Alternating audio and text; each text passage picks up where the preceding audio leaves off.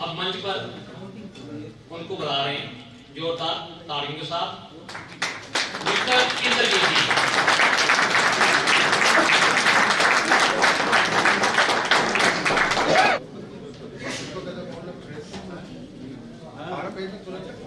System के ऊपर actually मैं यहाँ खड़े होकर इसलिए ये प्रेजेंट कर रहा हूँ ताकि इसमें कुछ पीपीटी के अंदर हाइपरलिंक्स हैं, तो अगर इन लोगों को इनको समझ में नहीं आएंगे तो मैं अपने आप इसको कर दूंगा। तो कल से हमने खाना खाया, फिर उसको पचाया, आज आ गई बारी बाहर निकालने तो एक थोड़ा सा रिकैप लेंगे इसके ऊपर। सबसे पहले 5 टाइप्स ऑफ डाइजेशन प्रोसेस। तो इसमें पहला आता है जी इंजेशन, खाना मुंह में लेना, उसको बोलते हैं इंजेशन, ठीक है। उसके बाद नेक्स्ट शुरू हो जाता है डाइजेशन। जैसे पवन सर ने बक्कल कैविटी के बारे में कल बताया, डाइजेशन जो है मुंह के अंदर से शुरू हो जाता है। फिर वो खाना जो है बोलस के रूप में वो आगे स्टमक से होते हुए जब स्मॉल इंटेस्टाइन में एंटर करता है तो वहां पे उसका एब्जॉर्प्शन होता है। तो थर्ड पार्ट आ जाता है एब्जॉर्प्शन। उसके बाद एब्जॉर्प्शन होने के बाद नेक्स्ट पार्ट आता है एसिमिलेशन।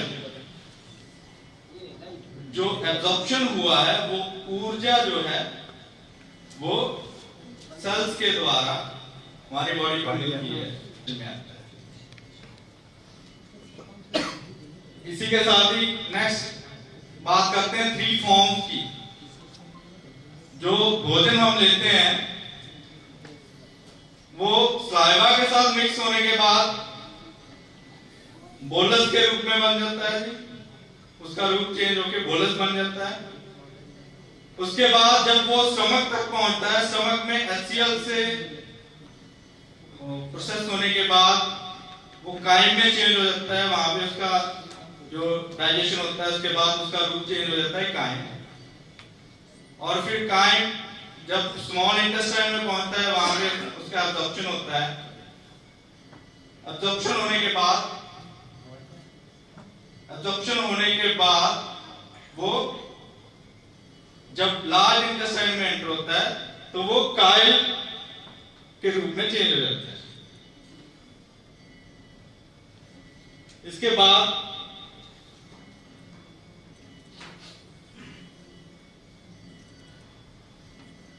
वापस आ जाते हैं लार्ज इंटेस्टाइन के ऊपर।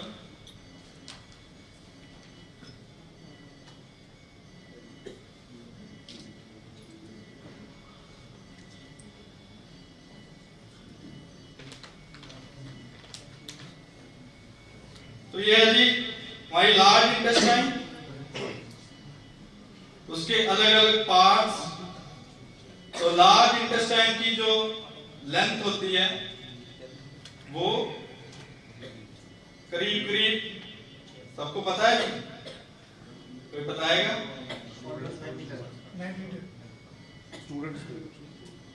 यस, अभी अभी पढ़ के आए हैं स्टूडेंट्स ऑफ डाइजेस्टिव सिस्टम, बताएगा कोई?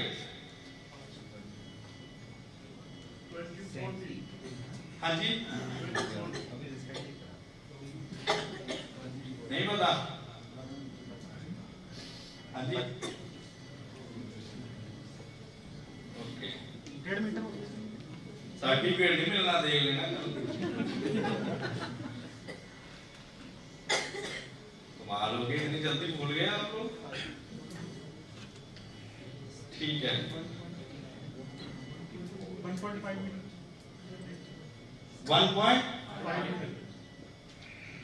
सर्च कर लेना गूगल पे, फिर उसमें ग्रुप में डालना आप लोग कन्फर्म करेंगे। तो इसके अलग अलग पार्ट्स हैं जी लार्ज इंटेस्टाइन के। मैं इसको एक्सप्लेन नहीं कर रहा हूँ कितनी लेंथ है, क्योंकि आंसर आप लोग ही देंगे, ठीक है। तो पार्ट्स में सबसे पहला पार्ट आता है सीकम, उसके बाद असेंडिंग कॉलन, उसके बाद ट्रांसवर्स कॉलन, फिर descending colon, sigmoid colon, rectum and anus, और एक साइड में जो लटका हुआ भाग रहता है, हम अक्सर ही डायग्राम के अंदर देखते हैं, उसको बोलते हैं अपेंडिक्स। तो चर्चा करेंगे अलग अलग पार्ट्स के ऊपर। सबसे पहला पार्ट है जी सिक्कम। तो सिक्कम की हम बात करते हैं।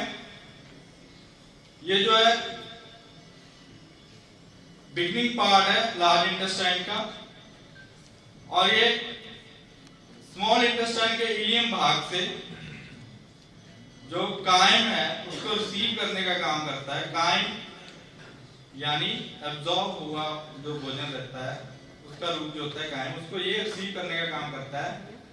ये असेंडिंग कॉलन के साथ कनेक्ट रहता है, और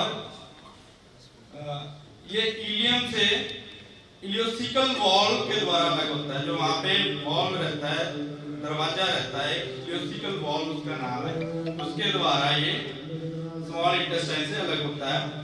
इसके बाद इसके अंदर से ही कुछ जो ज्यादा मात्रा में वाटर और कुछ मात्रा में सॉल्ट एंड लैक्टोज का एब्जॉर्प्शन शुरू हो जाता है लार्ज इंटेस्टाइन के अंदर। जो रह गए होते हैं काइम के अंदर, जो काइल के रूप में लार्ज इंटेस्टाइन में दाखिल होता है, उसमें से जो सॉल्ट्स होते हैं, इलेक्ट्रोलाइट्स होते हैं, उसका एब्जॉर्प्शन शुरू होता है। उसके बाद ये मतलब उसको जो काइल को जो है लुब्रिकेट बना के फिर आगे जो बाहर आता है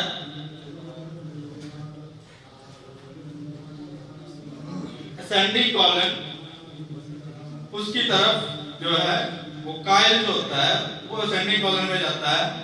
असेंडिंग कॉलन जो होता है जी, ये हमने डायग्राम के अंदर जैसे देखा था अपवर्ड, अप साइड की तरफ, मतलब हम अगर देखें तो यहाँ लीवर का जो एरिया रहता है उसकी तरफ ये जाता है असेंडिंग कॉलन राइट साइड में। तो ऊपर जाके ये लेफ्ट साइड टर्न होता है, ट्रांसवर्स कॉलन का जो शेप वो चेंज हो जाता है, फिर उसमें कन्वर्ट हो जाता है ये। तो यहाँ पर असेंडिंग कॉलन के अंदर जो हमें गुरुजी ने पहले से बताया हुआ है, विटामिन के एंड फॉलिक एसिड का एब्जॉर्प्शन जो होता है वो असेंडिंग कॉलन के अंदर होता है। उसी हिसाब से हमारा न्यूरोथेरेपी का जो ट्रीटमेंट हम देते हैं, फॉलिक एसिड ट्रीटमेंट और पेन पॉइंट चेक करते हैं यहाँ राइट साइड में, वो इसी चीज को ध्यान में रख के करते हैं। तो हम उस हिसाब से फिर वो फॉर्मूला अप्लाई करते हैं ताकि असेंडिंग कॉलन के अंदर जो है विटामिन के एंड फॉलिक एसिड का एब्जॉर्प्शन जो है वो प्रॉपर हो सके। इसके बाद नेक्स्ट पार्ट आता है ट्रांसवर्स कॉलम। ट्रांसवर्स कॉलम जो है ये दो भागों को जोड़ने का काम करता है, एक लोब की तरह काम करता है, ऐसे इसकी शेप है, ठीक है। तो ये ascending column and descending column दोनों को जोड़ने का काम करता है। तो इसमें जो है पेरिस्टालसिस मूवमेंट्स जो चलती हैं उसके द्वारा जो काइल रहता है उसको आगे मूव किया जाता है डिसेंडिंग कॉलम की तरफ। इसमें ये वर्किंग मेन होती है। उसके बाद नेक्स्ट पार्ट आता है डिसेंडिंग कॉलम। ये यहां पे जाके जो है काइल स्टोर हो जाता है और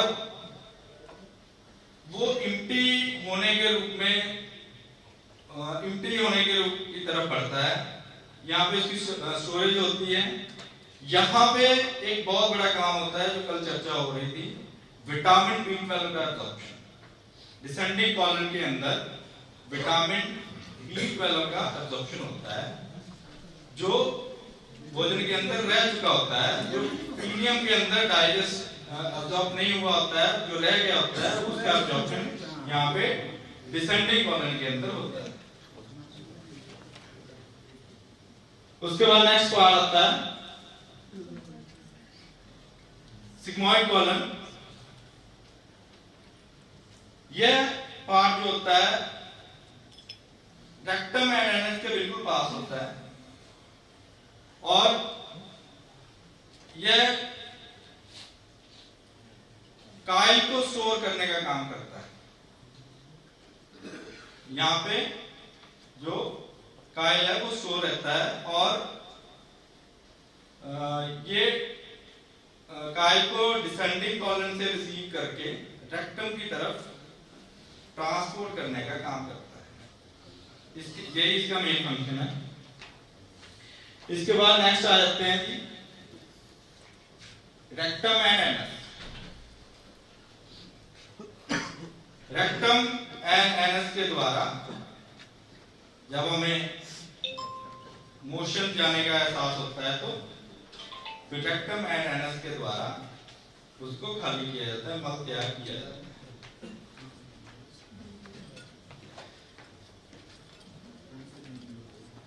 तो ये हो गई थी अलग अलग फंक्शन। एक पार्ट इसमें रह गया अपेंडिक्स। अपेंडिक्स का क्या काम है जी? अपेंडिक्स की प्रॉब्लम आती है तो डॉक्टर बोलते हैं निकाल दो जी, पर इसकी बहुत बड़ी फंक्शनिंग है तो वो समझ लेंगे। तो ये भी हमारे इम्यून सिस्टम का एक पार्ट है। यहाँ पे कुछ अलग अलग साइंटिस्ट कहते हैं यहाँ पे कुछ ऐसे फ्रेंडली बैक्टीरिया स्टोर रहते हैं जो हमारे इम्यून सिस्टम के तौर पे वर्क करते हैं।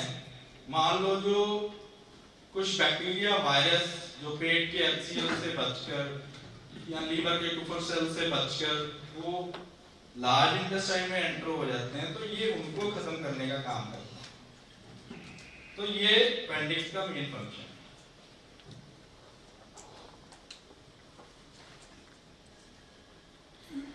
नेक्स्ट आ जाते हैं डिसऑर्डर्स ऑफ लार्ज इंटेस्टाइन। तो इसमें सबसे पहला है जी अपेंडिसाइटिस। अपेंडिसाइटिस एक कॉमन सी डिसीज है जो अपेंडिक्स भाग को इफेक्ट करती है। तो ये किसी कारण से अगर अपेंडिक्स में सूजन आ जाती है, इन्फ्लेमेशन हो जाती है, तो उस कंडीशन को नाम दिया जाता है अपेंडिसाइटिस का। तो यह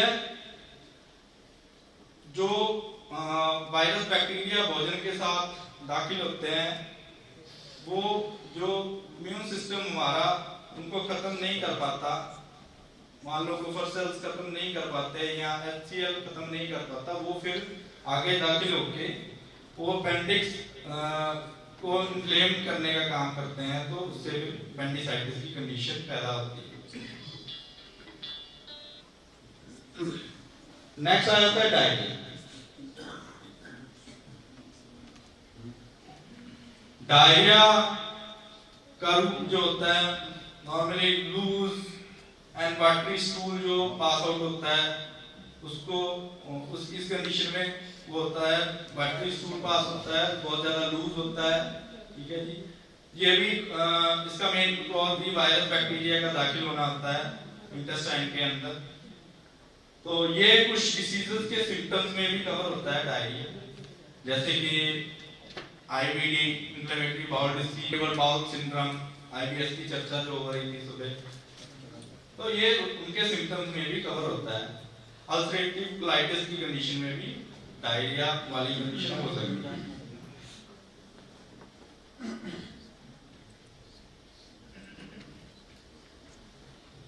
नेक्स्ट आ जाती है क्रोन डिसीज, जिसका दूसरा नाम है जी आईबीडी इन्फ्लेमेटरी बाउल डिसीज। तो इसमें जो डाइजेस्टिव ट्रैक्ट के अंदर इन्फ्लेमेशन हो जाती है, रीजन वही है वायरस बैक्टीरिया जो इन्फ्लेमेशन क्रिएट करने का काम करते हैं। तो उस कंडीशन को आईबीडी का नाम या क्रोन डिसीज का नाम दिया जाता है। सिम्टम इसमें आ जाते हैं abdominal pain, severe diarrhoea, weight loss भी हो सकता है, माल न्यूट्रिशन भी हो सकती है। कारण मैंने बता दिया वायरल इन्फेक्शन और इम्यून डिसऑर्डर्स जैसी कंडीशंस होती है, मान लो आरए वगैरह इस तरह की सीवियर कंडीशंस होती है, उनके कारण ये हो सकता है। आईबीएस का सुबह आपने खूब अच्छे से जाना है, इसके बारे में चर्चा नहीं करूंगा। नेक्स्ट आ जाती है condition rectal prolapse. Rectal prolapse यानी जो रेक्टम भाग है उसका अपनी जगह से हिल जाना, हट जाना। प्रोलैप्स ऑफ यूट्रस सुना है आपने, ठीक उसी तरह रेक्टम प्रोलैप्स, रेक्टल प्रोलैप्स। तो यह कंडीशन क्यों पैदा होती है जी? यह कॉन्स्टिपेशन वाली कंडीशन में जब कोई बहुत ज्यादा जोर लगा के मसल्स के ऊपर स्टूल पास करने की कोशिश करता है, उस कंडीशन में होता है।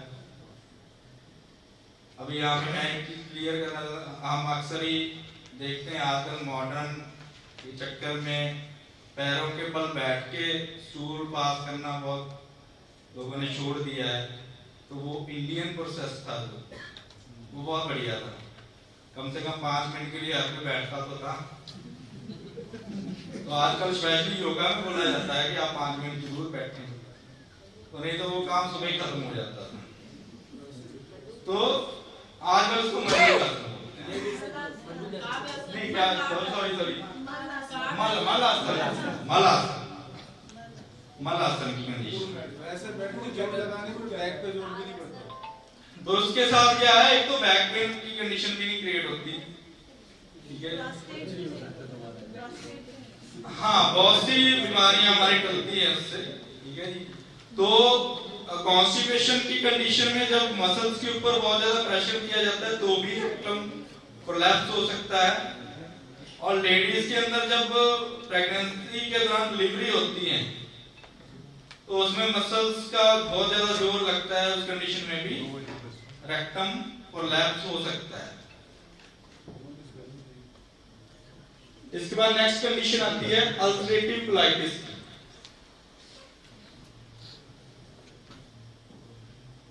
अल्सरेटिव कोलाइटिस को भी आईटीडी में काउंट किया जाता है। तो यह इन्फ्लेमेशन वाली कंडीशन और इंटेस्टाइन के अंदर अल्सर हो जाने की कंडीशन को अल्सरेटिव कोलाइटिस बोला जाता है। सिम्टम्स इसमें आ जाते हैं एब्डोमिनल पेन, डायरिया,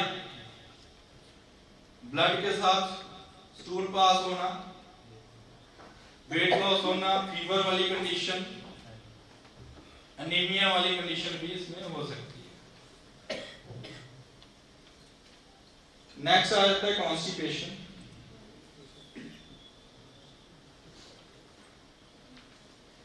कॉन्स्टिपेशन जैसे कि पहले मैंने बताया कि स्टूल पास करने में बहुत ज्यादा दिक्कत होती है, तो उसको बोलते हैं कॉन्स्टिपेशन। तो ये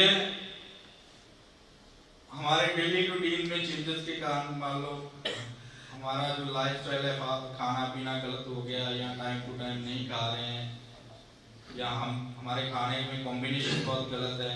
आगे डाइट का आएगा पार्ट तो मैम गाइड करेंगे, मीतू मैम आप सभी को। तो इस तरह की कंडीशन से ये कॉन्स्टिपेशन हो सकता है, या कोई लंबे समय से कोई मेडिसिन इनटेक कर रहा है जिसमें एंटी इंफ्लेमेटरी ड्रग भी हो सकती हैं, स्ट्रॉन्ग पेन किलर भी हो सकती हैं, एंटी एलर्जी से रिलेटेड जो है एंटी एसिड की मेडिसिन है, इस तरह की मेडिसिन से भी हो सकता है। मेडिकल डिसीजेस जैसे हाइपोथायराइडिज्म, डायबिटीज, पैरालाइज वाली कंडीशन, या पार्किंसन डिसीज के पेशेंट्स को भी आप देखते होंगे। तो इस तरह की डिसीजेस के अंदर कॉन्स्टिपेशन का सिम्टम हो सकता है। इसके बाद आ जाता है जी पाइल्स।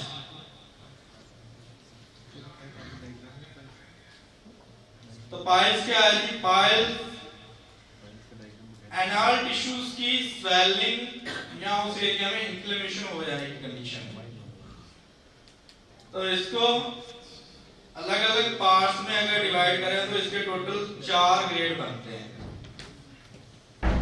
तो फर्स्ट ग्रेड की कंडीशन जो होती है उसके बारे में चर्चा करते हैं। फर्स्ट ग्रेड में क्या होता है, स्मॉल इंटेस्टाइन में इन्फ्लेमेशन हो गई तो वो सिर्फ इंटरनल लाइनिंग में रहती है, एनएस के इंटरनल लाइनिंग में रहती है, वो विजिबल नहीं होती, बाहर दिखाई नहीं देती।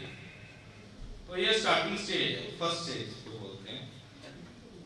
सेकंड स्टेज में क्या होता है जी, सेकंड ग्रेड में ये थोड़ा सा फर्स्ट वाले स्टेज से थोड़ी सी खराब कंडीशन है, होती है एनएस के अंदर अंदर ही है, लेकिन थोड़ा सा जब स्टूल पास करते हैं तो थोड़ा सा ये बाहर की ओर आती है। इस कंडीशन में ये पाइल्स वाला एरिया जो होता है थोड़ा सा एनएस की तरफ, हाँ एनएस की तरफ बाहर की तरफ आता है, तो ये अपने आप वापस अपनी जगह पे चला जाता है बाहर।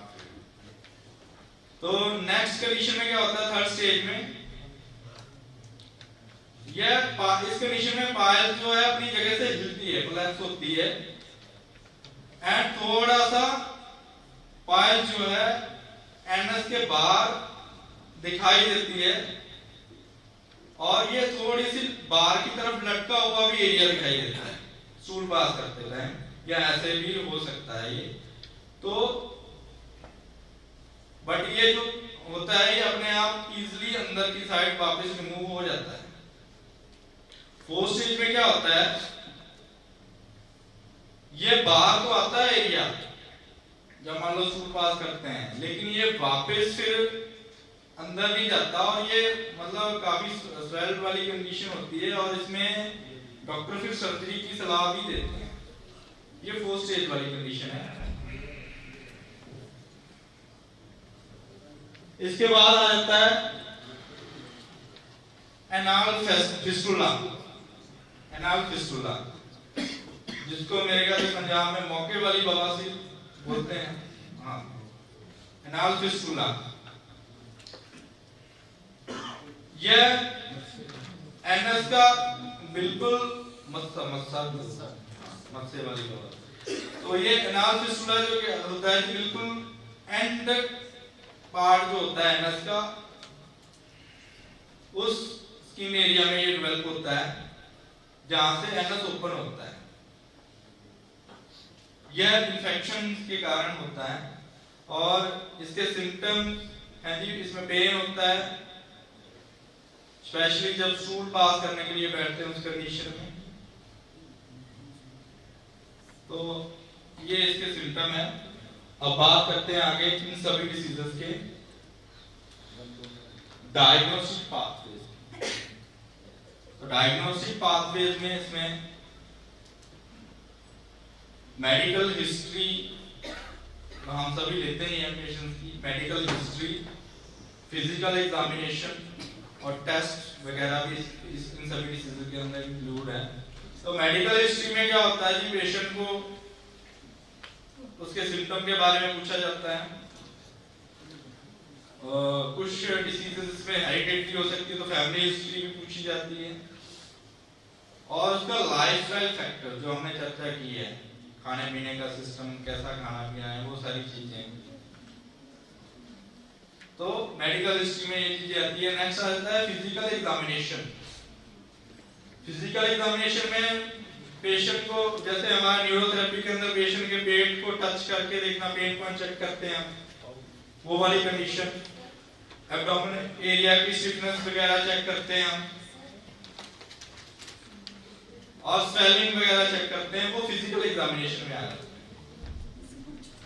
इसके बाद ब्लड टेस्ट आते हैं, जिसमें नॉर्मली सीबीसी वगैरह करवाते हैं इन्फेक्शन वगैरह की कंडीशन को जानने के लिए।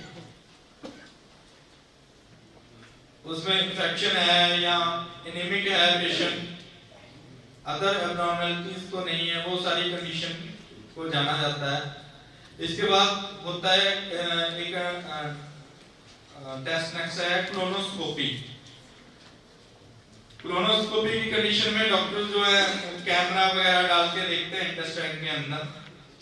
अल्सर वाली कंडीशन में नॉर्मली ये होता है। नेक्स्ट आ जाती है इमेजिंग स्टडीज। इमेजिंग स्टडीज के अंदर सीटी स्कैन, एमआरआई या एक्सरे वगैरह किया जाता है पेट का, और अलग अलग पार्ट्स की पोजीशन को जानने के लिए। तो वो इमेजिंग स्टडी के अंदर इंक्लूड होता है। तो स्टूल टेस्ट आता है जी नेक्स्ट। स्टूल टेस्ट में क्या चेक करते हैं जी, कि यूरिन में मोशन में ब्लड तो नहीं आ रहा है या अदर कोई एबनॉर्मलिटीज तो नहीं है, यूडीएफ वगैरह तो नहीं आ रहा है, ये सारी चीजें चेक की जाती है स्टूल टेस्ट के दौरान। नेक्स्ट आ जाती है बायोप्सी। बायोप्सी में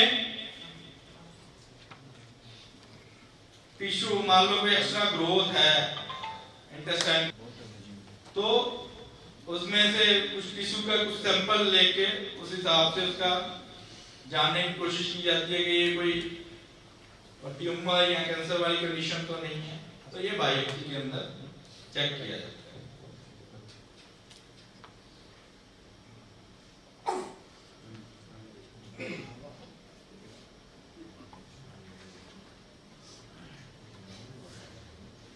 नेक्स्ट आ जाते हैं जी न्यूरोथेरेपी ट्रीटमेंट्स।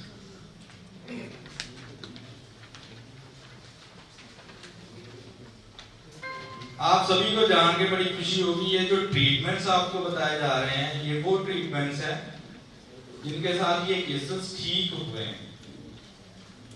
मतलब ये ऐसा नहीं है कि बस स्टडी किया है बुक से और आपके सामने रखा गया है, ये तो उधर से जरूर एक्सपीरियंस लिया गया है, जिन्होंने ये केस ठीक किए हैं, ये वही ट्रीटमेंट और वही फॉर्मूला है। आप भी इनको इम्प्लीमेंट करेंगे तो आपको भी अच्छे रिजल्ट्स मिलेंगे। तो सबसे पहले एपेंडिसाइटिस का ट्रीटमेंट है, इसमें इन्फ्लेमेशन ट्रीटमेंट आपने देना है और 1 लीवर साफ इनटू 6 फॉर्मूलाज आपके सामने, आप इसको अच्छे से देख लें सारे। तो अकॉर्डिंग टू कंडीशन ये पेशेंट्स के ऊपर, वैसे मैं ये डिग्री आपको ग्रुप में शेयर कर दूंगा, अगर फोटो लेना चाहते हैं फिर भी ले लीजिए। तो ग्रुप में आ जाएगा। इसमें according to condition plus minus हो सकता है। इसमें एक मैं चीज चर्चा करना चाहूंगा, रेक्टल प्रोलैप्स के जो केसेस आप में से किस किसने देखे हैं? रेक्टल प्रोलैप्स जी,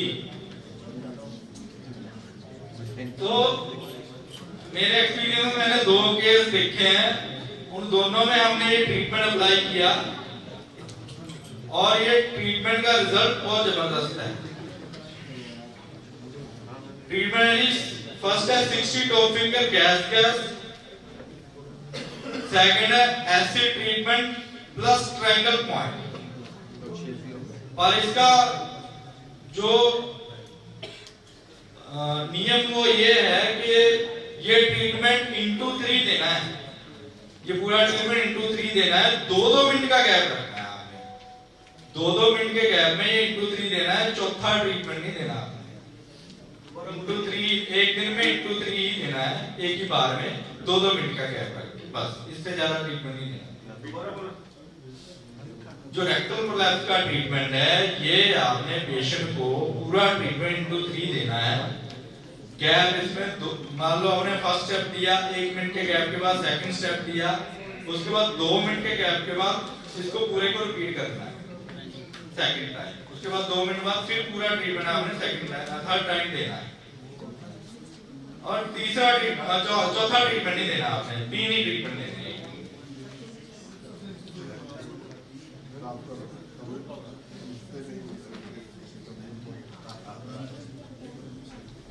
नेक्स्ट कॉन्स्टिपेशन का ट्रीटमेंट है, पाइल्स का ट्रीटमेंट है, एनाल फिस्टुला का ट्रीटमेंट है। कुछ समझ नहीं आया तो पूछ सकते हैं।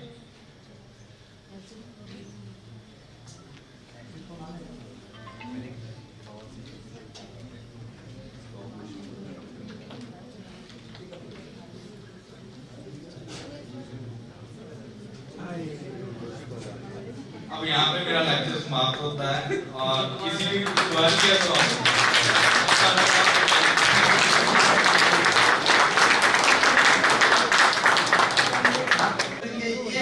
अनुमान है, चलिए जो हुआ अच्छा। धीरे धीरे हम अपनी जो थीम थी उसके समापन की तरफ बढ़ रहे हैं और इस पूरे कार्यक्रम का जो लास्ट रह गया है कि पेशेंट आते हैं जरूर पूछते हैं कि डॉक्टर साहब क्या खाना है, क्या नहीं खाना है। नेक्स्ट जो सेशन होगा इस पे ही होगा कि ऐसे पेशेंटों को हम क्या खिलाना है और क्या नहीं खिलाना है।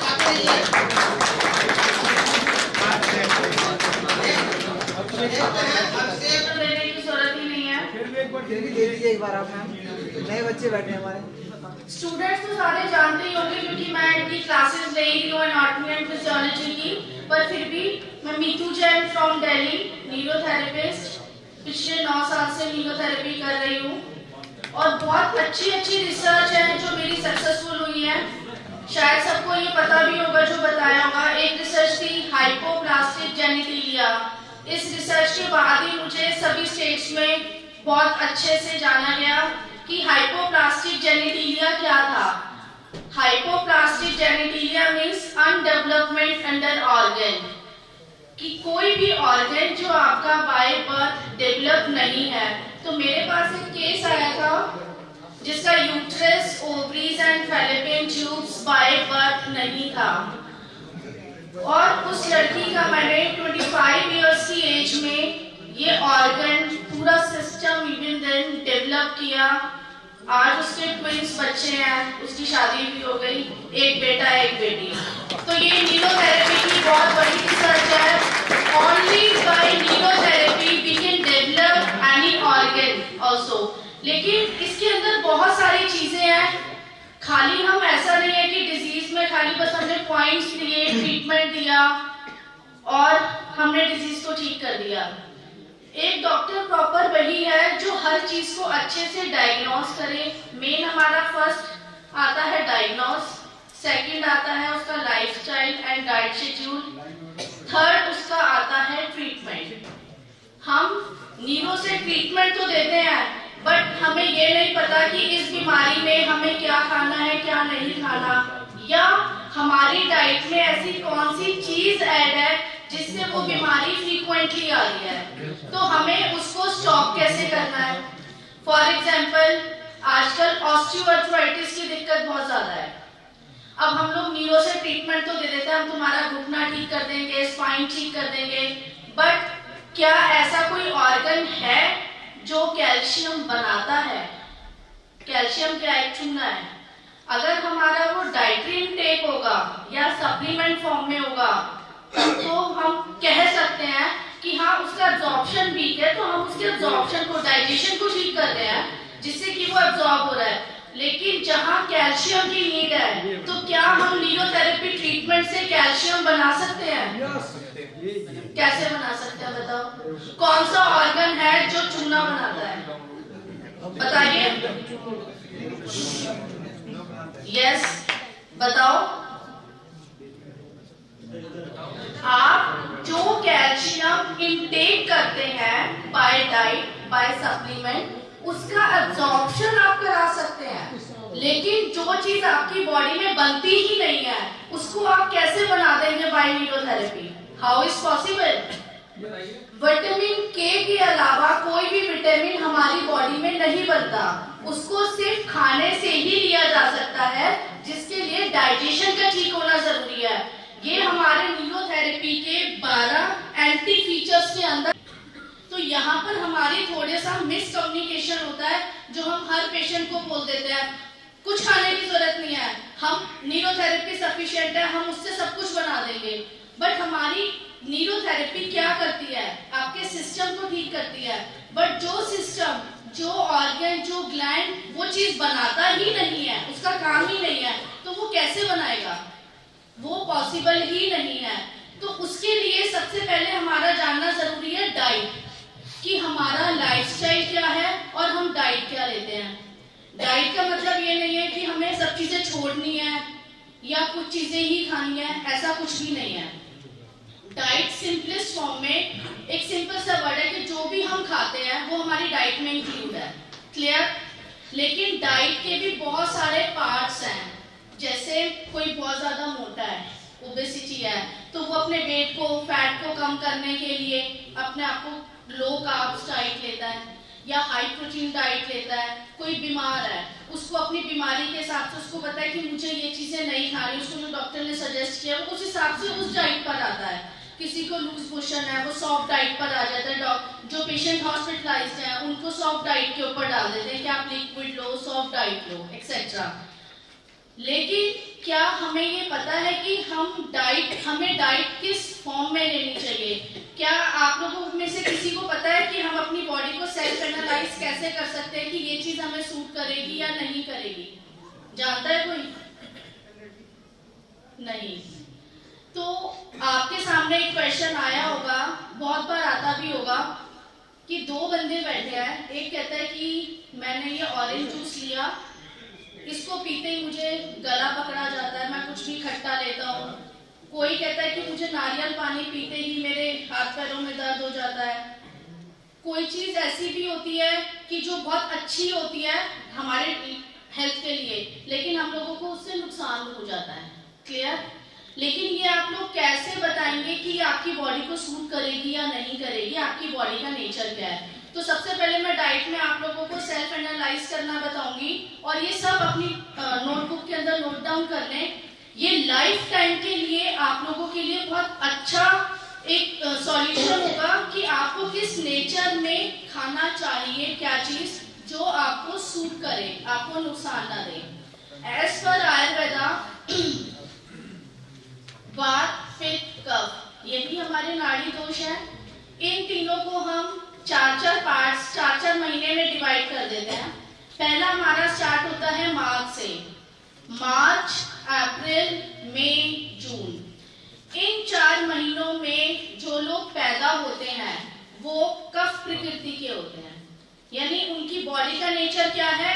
कफ प्रधान। उनका कभी भी लाइफस्टाइल गलत होगा, या हेरिडिटरी प्रॉब्लम होगी, या जेनेटिक प्रॉब्लम होगी, या उनका खाना पीना गलत होगा, तो सबसे पहले उनकी बॉडी में क्या इफेक्ट होगा?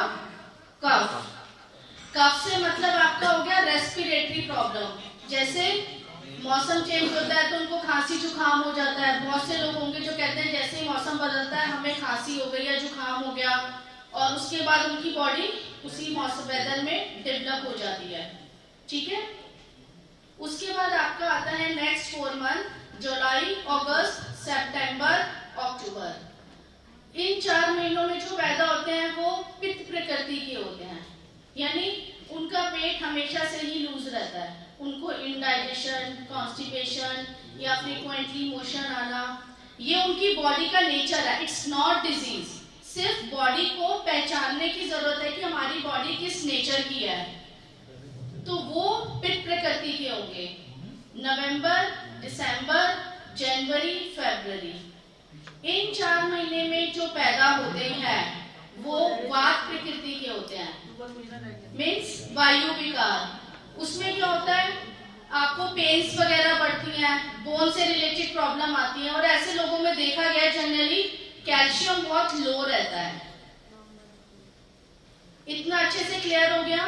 तो हम अब इसके अंदर अगर अब हमें डाइट लेनी है, फॉर एग्जाम्पल किसी को जॉइंट पेन है, जॉइंट पेन में कहते हैं कि आप गर्म चीजें लो, जैसे लोग अजवाइन वगैरह भी लेते हैं, मेथी दाना भी लेते हैं।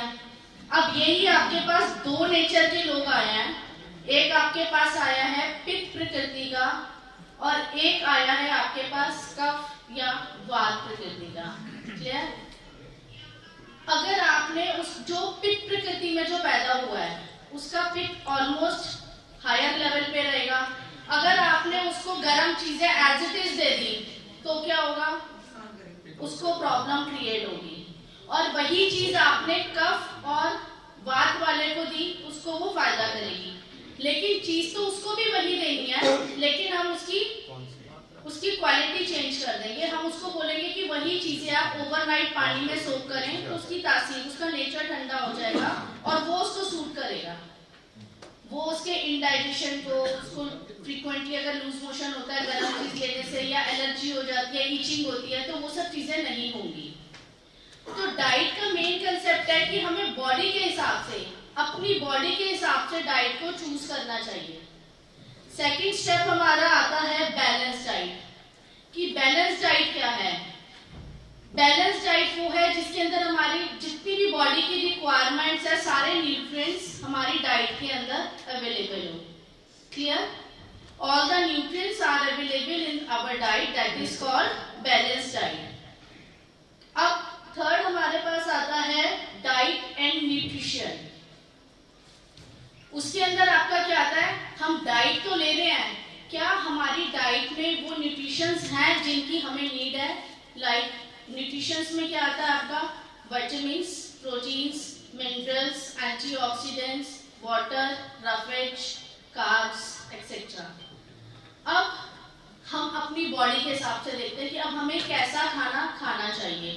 अब कितने पेशेंट हम लोगों के पास आते हैं कि मैम हम घर का ही खाना खाते हैं, वही दाल सब्जी खाते हैं, फिर भी हमें प्रॉब्लम आ रही है। अब वहां पर आपका कंसेप्ट कहां पर गलत होता है उन लोगों का, क्या वो उस साइंटिफिक तरीके से खाना खा रहे हैं या उस कॉम्बिनेशन में खाना खा रहे हैं जो उनको सूट करेगा।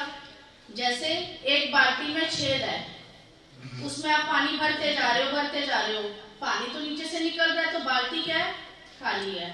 सेम इसी तरह से अगर हमारा डाइजेशन वीक है तो हमारा इनपुट तो स्ट्रॉन्ग है, आउटपुट हमारा वीक है, क्योंकि वो हाई टॉक्सिसिटी होती रहेगी, क्योंकि वो हमारे न्यूट्रिशंस ब्लड के अंदर नहीं मिल रहे हैं।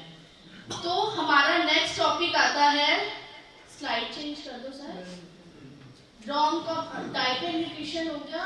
Next okay, wrong combination of food, कि हम किस कॉम्बिनेशन में हम खाना खाते हैं।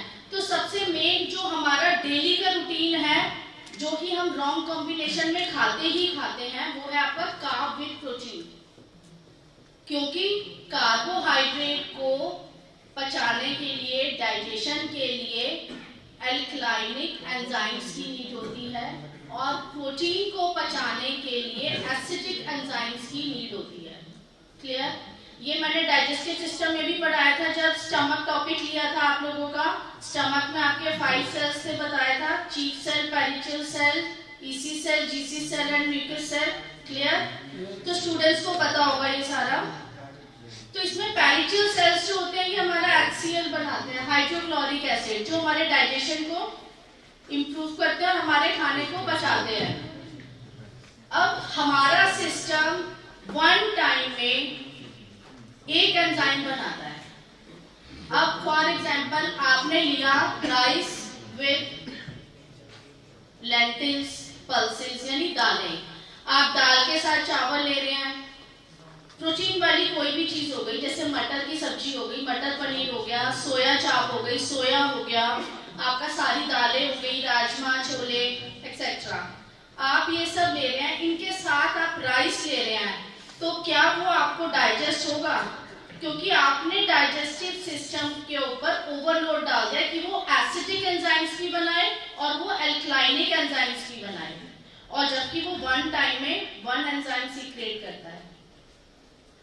तो ये आपका रॉन्ग कॉम्बिनेशन ऑफ फूड है। अगर आप राइस को वेजिस के साथ लेते हैं तो वो इजीली डाइजेस्ट होगा, आपको कोई एसिडिटी नहीं होगी, कोई हैवीनेस नहीं होगी, और वो इजीली डाइजेस्ट हो जाएगा। यही रीजन है कि जब भी कभी हम राजमा चावल, छोले चावल या कोई हैवी दाल, उड़द की दाल वगैरह ले लेते हैं और उसके साथ कार्ब्स लेते हैं, राइस ले लिया, तो उसके साथ क्या होता है, पेट में भारीपन होता है, कहते हैं कि गैस बन रही है, बहुत ज्यादा हैवीनेस फील हो रहा है। वो सिर्फ इसलिए क्योंकि वो दोनों सीक्रेशन मिलकर उफान पैदा करते हैं।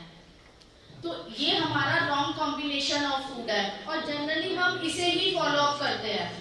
और दूसरा, प्रोटीन हमारी बॉडी में रात को इजीली नहीं पचता, तो हमें प्रोटीन डाइट हमेशा दिन में ही रखनी चाहिए। सब्जियां किसी भी टाइम आप ले सकते हैं, मॉर्निंग मील में भी, आफ्टरनून में भी एंड नाइट में भी। क्लियर? वैसे फर्स्ट हमारा इसके अंदर है मिल्क एंड कर्ड विद बनाना। जो दाल है वो रात को नहीं लेनी चाहिए ना? नहीं लेनी चाहिए। फर्स्ट इसके अंदर है milk and curd with banana. Generally देखा होगा कि जो लोग जिम जाते हैं वो लोग बनाना शेक पीते हैं। This is the totally wrong combination of food as per Ayurveda.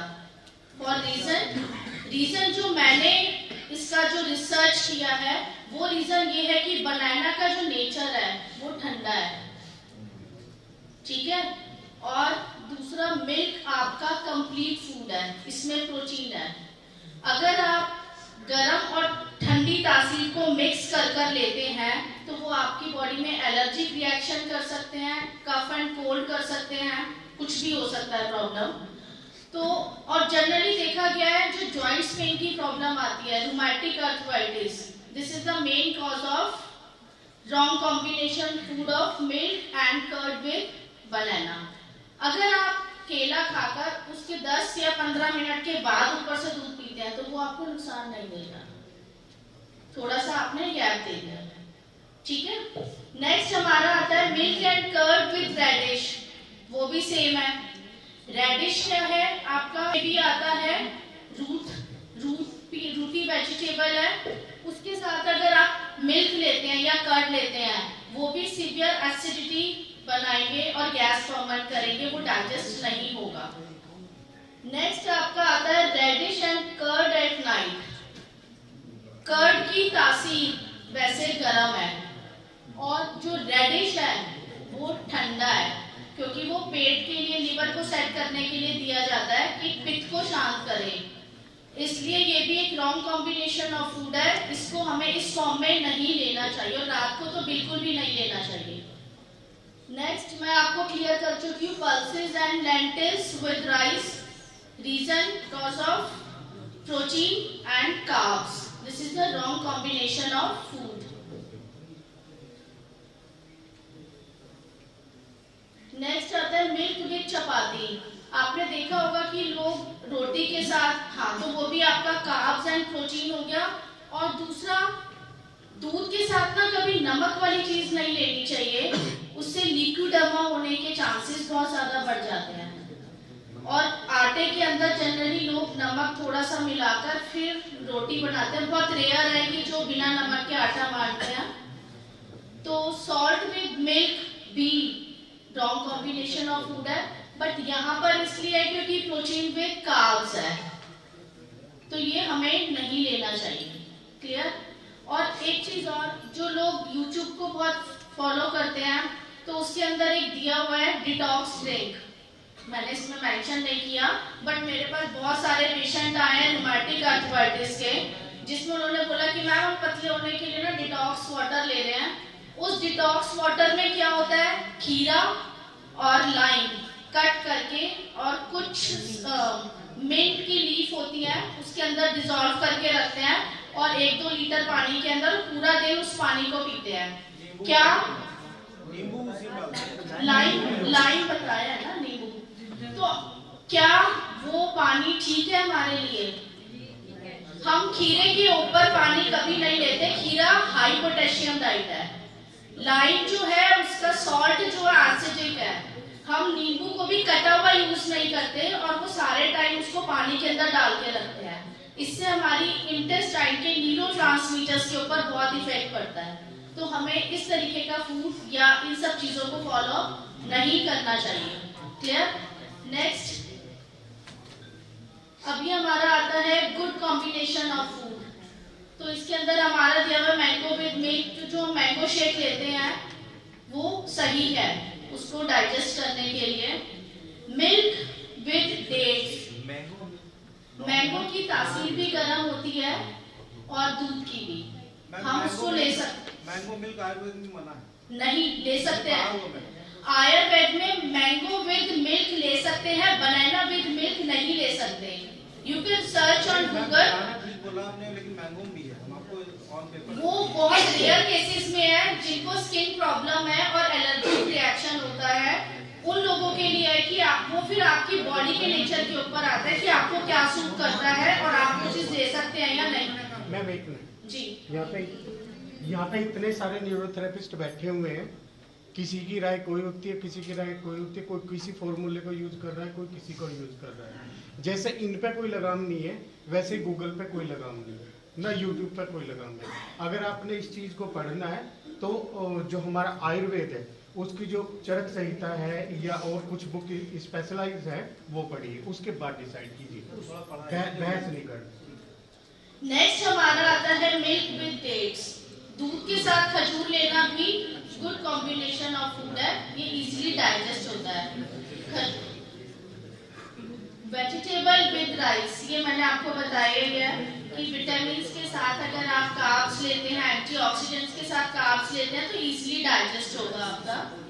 Fruits with dry fruits, ये भी हमारा गुड कॉम्बिनेशन है। हम फ्रूट्स और ड्राई फ्रूट साथ ले सकते हैं, एल्कलाइनिक डाइट है, इसमें एसिडिक कुछ भी नहीं है। नेक्स्ट हमारा था चपाती विद लीफी वेजिटेबल्स। वेजिस के साथ हम ले सकते हैं, आयरन होता है, पोटेशियम होता है, मैग्नीशियम होता है और मल्टीविटामिन्स होते हैं। उनके साथ हम कार्ब्स लेंगे तो हमें नुकसान नहीं देगा। उसके बाद आपका लास्ट आता है ड्राई फ्रूट्स विद सिट्रस। आप लोगों ने देखा होगा हम स्प्राउट्स बनाते हैं, स्प्राउट्स मॉर्निंग मील में जो ब्रेकफास्ट में लेते हैं, तो स्प्राउट्स भी हम दो बनाते हैं, एक सॉल्टी एक स्वीट। स्वीट के अंदर हम ड्राई फ्रूट्स को जो ओवरनाइट सोक करते हैं डालते हैं, बट थोड़ा सा lime according to taste squeeze कर देते हैं तो वो इजीली डाइजेस्ट हो जाता है, तो वो आपको नुकसान नहीं देगा। Clear sir? नेक्स्ट, अब कुछ डिजीज मैंने इसके अंदर मेंशन किया है जिसके अंदर हम पर्टिकुलर कुछ नेचुरल हर्ब्स अगर ऐड करते हैं अपने नीरो ट्रीटमेंट के साथ साथ तो बहुत ही अच्छे रिजल्ट आए हैं और सबके जेन्युइन रिजल्ट्स और रिपोर्ट्स भी हैं। जैसे इसके अंदर फर्स्ट है ऑस्टियोआर्थराइटिस। ऑस्टियोआर्थराइटिस सभी को पता है, हड्डियों का खोखलापन। अब इसमें ऑस्टियोपीनिया भी हो सकता है, ऑस्टियोक्लास्ट भी हो सकता है, ऑस्टियोफाइटोसिस भी हो सकता है, नीज में भी हो सकता है, किसी जॉइंट्स में भी हो सकता है। क्लियर? इसके लिए हमें सबसे ज्यादा जरूरत है कैल्शियम और विटामिन डी की। तो कैल्शियम हम सप्लीमेंट सजेस्ट ना कर अगर हम उनको डाइटरी फॉर्म में बोले कि आप मखाने खाइए, मखाने is the source of calcium, ragi is also the source of calcium. Ragi का इंटेक आप जैसे बता सकते हैं कि आप जैसे सभी आटा मारते हैं जब उसमें थोड़ा सा आटा रागी का मिला लें, क्योंकि रागी का जो सोर्स है, मेन सोर्स है, वो कैल्शियम है। तो सभी को कैल्शियम प्रॉपर अमाउंट में चला जाएगा। तीसरा आता है सफेद तिल। सफेद तिल का हम दूध भी बना सकते हैं। जिनके घुटने बिल्कुल ही खत्म हो जाते हैं, ग्लिसरीन खत्म हो जाती है, तो उनको सजेस्ट करते हैं कि 1 कड़छी तिल ओवरनाइट पानी में सोक करो। जितना तिल है उसका 6 गुना आपने पानी लेना है। गर्म पानी भी ले सकते हैं, नॉर्मल भी ले सकते हैं, और उसको अच्छे से मिक्सी करके और उसको छान लो। वो आपका तिल का दूध बन गया विदाउट पेस्टिसाइड, नेचुरल मिल्क। अगर ये आप पेशेंट को देते हैं कि आपने ये पीना है हमारे ट्रीटमेंट के साथ साथ, तो आप देखिएगा उसके नीज के अंदर जो रिप्लेसमेंट के लिए भी बोल दिया है तो उसमें बहुत फर्क आता है, काफी चेंजेस आते हैं। फिर उसमें इन्फ्लेमेशन होती है बहुत ज्यादा, उसके लिए हम सिकाई बोल सकते हैं। आप उसकी नमक और रेत वाली सिकाई भी करा सकते हैं पोटली से, कि नमक और रेत इक्वल क्वांटिटी में लिया, सेंधा नमक और रेत, उनको कढ़ाई में गरम किया, एक थिक मोटे कपड़े के अंदर उसको डाला, उसकी पोटली बनाई और उससे सिकाई करनी है। दूसरा, कच्ची पक्की रोटी बनाकर उसके ऊपर सरसों का तेल लगाया गरम रोटी पे और अम्बा हल्दी स्प्रिंकल करी। उस रोटी को आप 4-5 दिन ही बांधिए और आप देखना कि घुटने पे जितनी भी सूजन होगी सब हट जाएगी और मूवमेंट स्टार्ट हो जाएगी। नीरो ट्रीटमेंट कंटिन्यू रखिए क्योंकि ये सारा ही नेचुरल और हर्बल है, इनका कोई साइड इफेक्ट्स नहीं है। साथ में उसकी डाइट के अंदर आप अखरोट और बादाम को ऐड कर दो तो उससे बहुत अच्छा रिजल्ट आएगा। ठीक है? नेक्स्ट हमारा आता है टाइफाइड।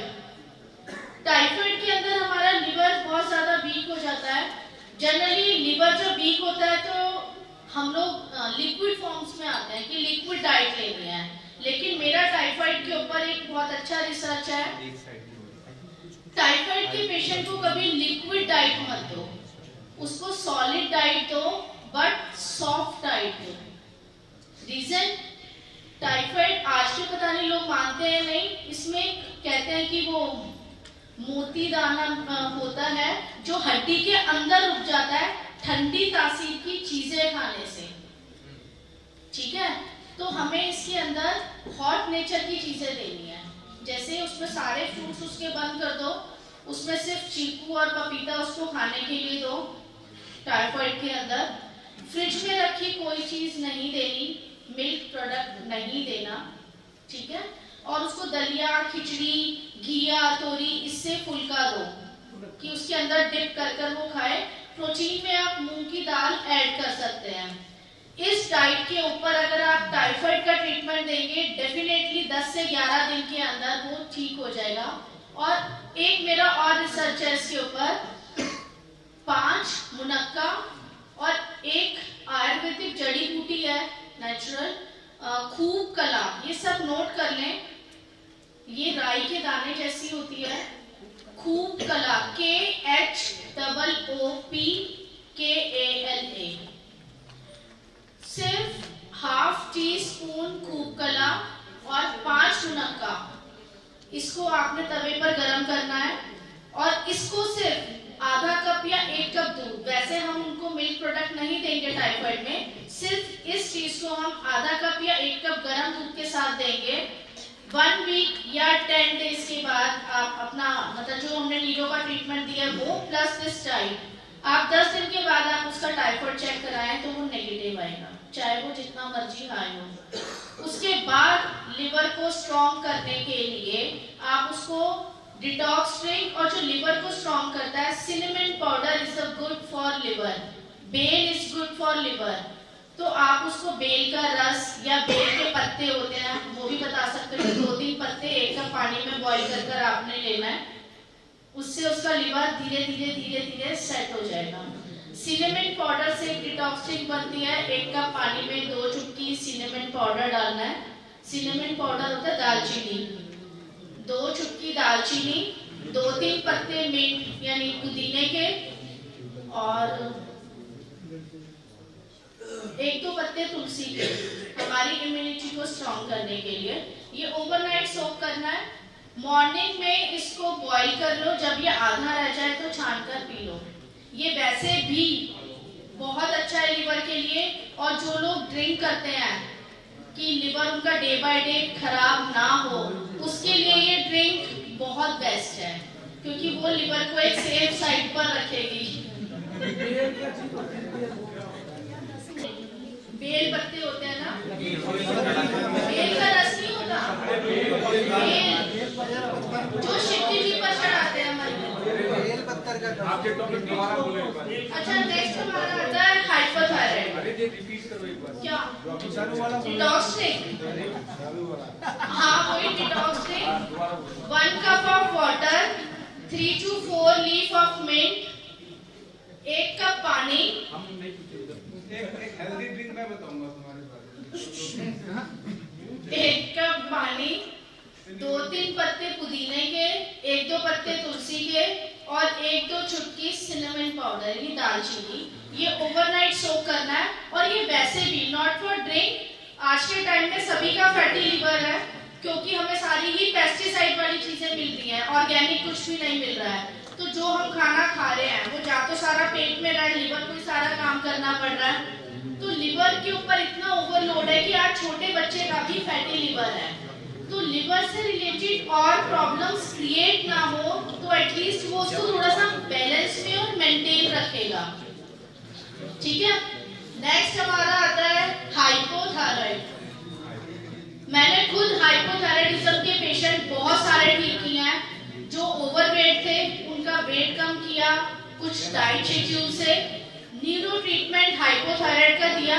बट थायराइड के पेशेंट को एक चीज उनको बताया, जो हरा धनिया होता है उसको अगर पीस के रख लें 1 या 2 दिन का, क्योंकि हर दिन नहीं वो पिसता, उसमें कुछ मसाले नहीं डालने, सिर्फ कोरिएंडर लीफ, हरा धनिया सूखा वाला या हरा धनिया जिसकी चटनी बनती है, कोरिएंडर लीफ, ठीक है, उसको पीस के रख लें। दिन में 2-3 बार जब भी आप पानी पी रहे हैं तो 1-2 चम्मच वो चटनी डाली, पानी जैसा आप पीते हैं नॉर्मल या ल्यूकवार्म, वो पानी डाला और उसको पी लिया।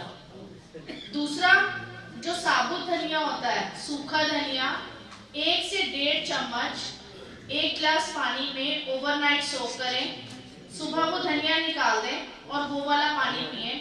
इससे भी थायराइड बहुत कम आया है और इससे हमारा हाइपोथायराइड ठीक हुआ है।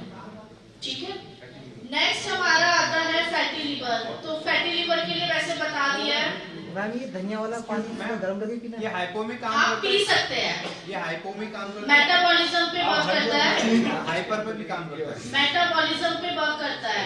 Thyroid diabetes is a totally metabolic disorder. अगर आपका मेटाबॉलिज्म खराब है तो आपको थायराइड डायबिटीज कुछ भी हो सकता है, तो ये दोनों को कंट्रोल करेगा, हाइपो भी और हाइपर भी। ठीक है, नेक्स्ट आपका आता है कॉन्स्टिपेशन, जो हर बीमारी की जड़ है। कॉन्स्टिपेशन कई लोगों को जेनेटिक भी होती है, पेट सेट नहीं रहता। कॉन्स्टिपेशन के लिए मैंने कुछ अपने पेशेंट्स के ऊपर अप्लाई किया था पालक का जूस, और वो बहुत इफेक्टिव रहा। 10 से 15 दिन में, जिनको मैंने मतलब 3-4 साल भी हो गए ये चीज फॉलो कराते हुए, जिनको 3-4 साल पहले दिया था, वो लोग आज भी क्लिनिक पर जब मिलने आते हैं तो कहते हैं कि मैडम कुछ भी बीमारी हो जाए हमें कॉन्स्टिपेशन नहीं होता, हमारा पेट एकदम सेट रहता है। तो उसको पेट सेट करने के जो हमारे ट्रीटमेंट है, UDF, toe finger, CNNS, new CNNS, normal age normal, ये ट्रीटमेंट तो दिया according to this problem, but diet के अंदर क्या ऐड किया है? सिर्फ पालक का रस। हाँ, अच्छा, पालक का जूस मैं बताती हूँ कैसे बताया था उन्हें, और फिर बताती हूँ कि ये क्यों दिया था उसे। रीजन, कॉन्स्टिपेशन का रीजन क्या है? लैक ऑफ फाइबर, एक तो ये है, लैक ऑफ वाटर, पानी की भी कमी, और तीसरा मेन रीजन है lack of iron. Iron deficiency होगी तब भी कॉन्स्टिपेशन होगा। जो आयरन डेफिशिएंसी एनीमिक लोग होते हैं उनको आयरन के इंजेक्शन चढ़ते हैं, तब उसके बाद उनको स्टूल पास होता है। उसके लिए पालक जो है रिच सोर्स ऑफ आयरन। अगर किसी का वो कहते हैं, पेशेंट कहते हैं कि मैम पानी भी हम बहुत पीते हैं, फ्रूट्स वगैरह भी ले रहे हैं, रफेज भी ले रहे हैं, उसके बाद भी पेट सेट नहीं है, तो देखा गया कि अगर उनको वो पालक का रस बताया है, क्योंकि उन्होंने ब्लड टेस्ट नहीं कराया था, दैट मीन्स उनका जो हीमोग्लोबिन था वो कम था।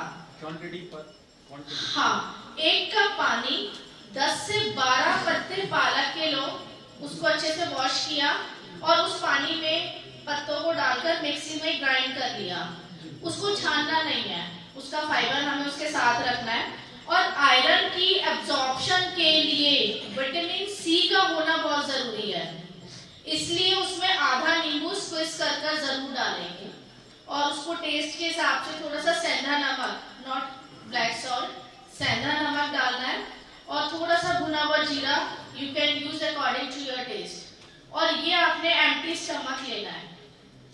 इससे आपका अगर हीमोग्लोबिन की कमी होगी वो भी पूरी होगी, कॉन्स्टिपेशन भी लाइफ टाइम के लिए टूट जाएगी। दूसरा, बहुत से लोगों से सुना है कि हम साग खाते हैं, सरसों का साग लेते हैं तो हमें कॉन्स्टिपेशन हो जाती है, गैस फर्मेंट होती है। What is the main reason? नहीं, अभी मैंने बताया है, आयरन की एब्जॉर्प्शन के लिए हमें विटामिन सी बहुत जरूरी है। अगर हम विटामिन सी नहीं लेंगे तो आयरन एब्जॉर्ब नहीं होगा। जैसे कैल्शियम की एब्जॉर्प्शन के लिए विटामिन डी बहुत जरूरी है। क्लियर? अब साग तो बनाया है, पानी दे दीजिएगा। साग तो बना लिया, लेकिन हमने उसमें विटामिन सी का कुछ भी यूज नहीं किया। डेफिनेटली वो चीज आपको नुकसान देगी। गैस नहीं, मैं एक पर्सन है मेरा। अरे खड़े होकर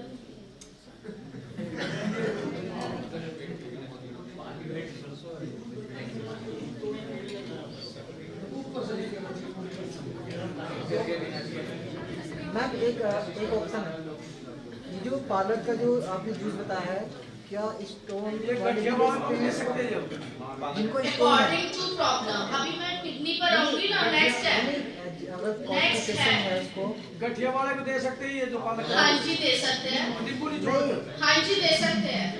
आयुर्वेदा का कंसेप्ट है, जब एक चीज में दूसरी चीज मिल जाती है, जरूरी नहीं है ना आपको एक ही नींबू डालना है। कच्ची लोई है। मैम मेरा सवाल ये नहीं था, मेरा ये है कि अगर कॉन्स्टिपेशन है पेशेंट को और उसको पहले ही किडनी की स्टोन है, तो क्या उसको तभी पालक का जूस दे सकते हैं? किडनी स्टोन में नहीं देना, मैं आपको बोल दूं कि नेक्स्ट टॉपिक किडनी स्टोन है, उसमें मैं आपको बताऊंगी अभी, इसीलिए ये बोला है। अभी वो किडनी स्टोन से ऊपर वाला टॉपिक है। नहीं, अगर उसको किडनी स्टोन हुआ भी कॉन्स्टिपेशन वाले पेशेंट को नहीं देना, अभी यही तो बताया है।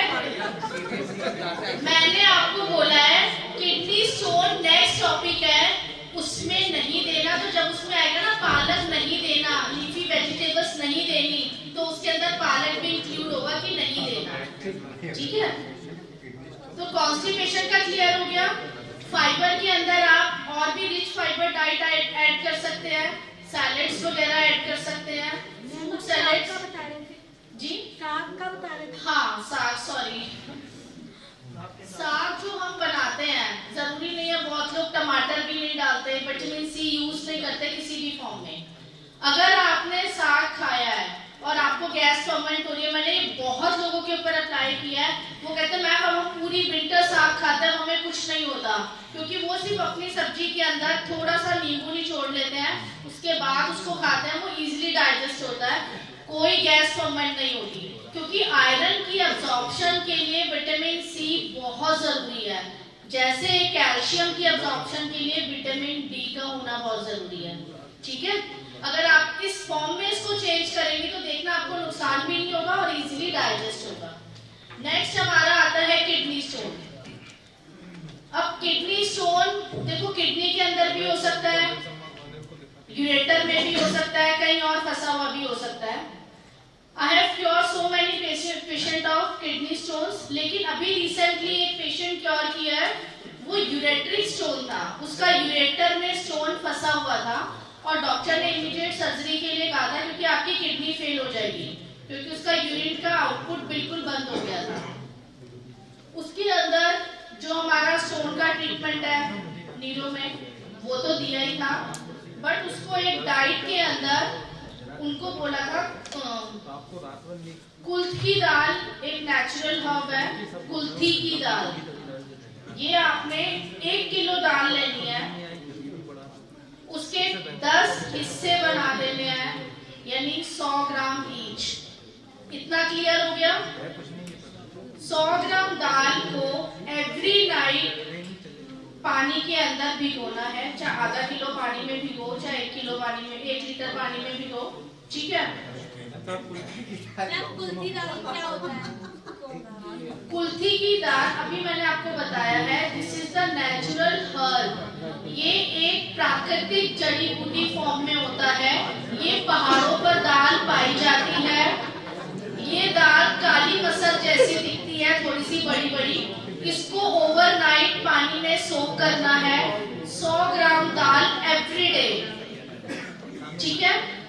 उसके बाद इसको आधा लीटर पानी में बॉईल करना है, कुछ मसाले नहीं डालने, और इतना उबालना है कि वो 200 ml बच जाए।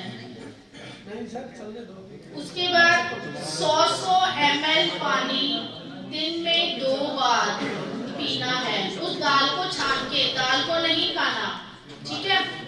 किडनी स्टोन में आयरन वाली चीजें, लीफी वेजिटेबल्स नहीं खानी होती, किडनी की कोई भी प्रॉब्लम वो नहीं लेते उसमें, ठीक है।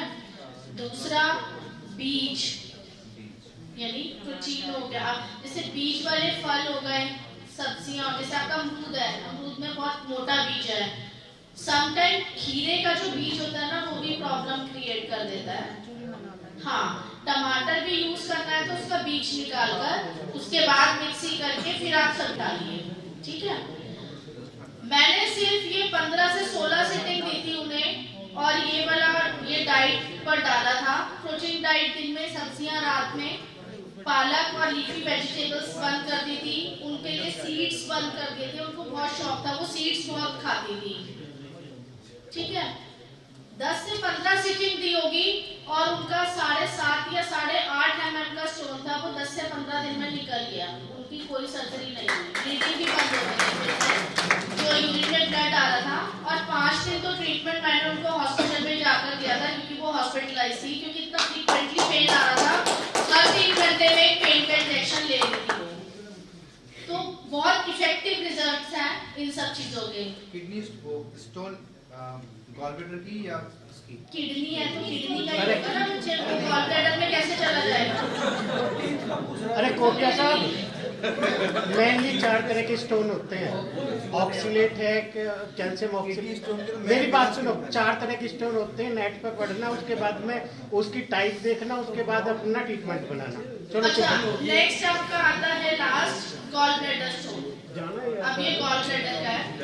मैंने एक पेशेंट, 2-3 पेशेंट हैं जिनका गॉल स्टोन भी रिमूव किया है। मैक्सिमम था 18 mm, जो मैंने अभी भी दिया है प्रोजेक्ट के अंदर। 18 mm का स्टोन जो है वो रिमूव किया है।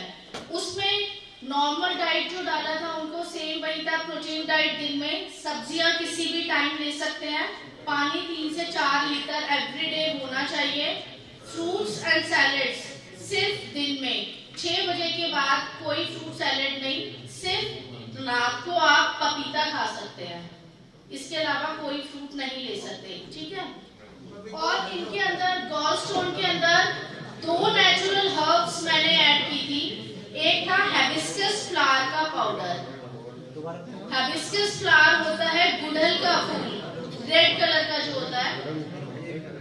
तो उस पाउडर को आप जैसे ग्रीन टी बनाते हैं, सेम ऐसे ही 1 चम्मच वो पाउडर लिया और 1 कप पानी में उसको डालकर अच्छे से बॉईल कर दिया और फिर उसको छान लिया और पी लिया। तो twice in a day hibiscus flower powder लेना है, या तो आप उसको ऐसे फक्की फॉर्म में ले सकते हैं या इसको बॉईल कर नेचुरल ग्रीन टी फॉर्म में ले सकते हैं। और सेम कुल्थ की दाल वाला प्रोसेस था। 100 ग्राम दाल ओवरनाइट पानी में सोक करना है। 500 ml पानी के अंदर उसको बॉईल करना है। इतना बॉईल करना है कि वो सिर्फ 200 ml रह जाए।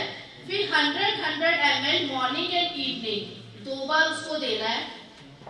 ऐसा 10 से 15 दिन करें और हमारा नीरो का ट्रीटमेंट जो मैंने दिया है वो लिखा हुआ है। मैं इन सबके ट्रीटमेंट्स भी बता दूंगी, PDF शेयर कर दूंगी ग्रुप में, ठीक है। उसके बाद आप टेस्ट कराकर देखना, 102% उसके अंदर रिजल्ट आएगा। और बाकी तो डाइट बहुत लंबा टॉपिक है, अगर कहेंगे तो मैं और भी डिजीज एक्सप्लेन कर देती हूँ।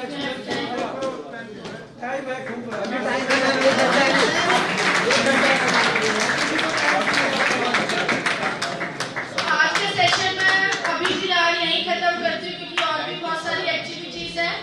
और नेक्स्ट टाइम मैं और भी डिजीज के ऊपर डाइट और बहुत सारी चीजें लेकर आप लोगों के